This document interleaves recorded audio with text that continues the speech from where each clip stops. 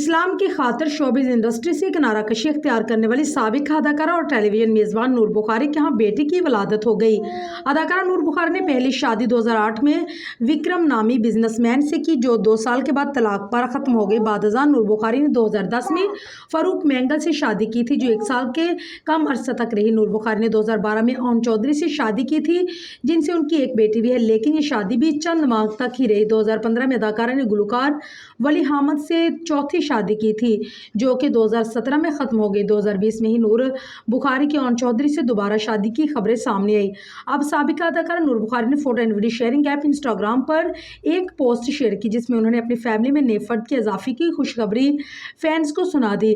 Instagram पर जारी post में नूर बुखारी नौमलूद का हाथ थामे हुई है, जिसके साथ मुंसलिक कैप्शन में उन्होंने कुरानी आयत का हवाला देते हुए नन्ही परी का नाम आगाह किया और लिखा है कि फ़बी अय्यी आलाई रब्बिकुमा तुकज़्ज़िबान। अल्लाह ताला ने हमें अपनी रहमत से एक खूबसूरत बेटी दुआ ज़हरा से नवाजा।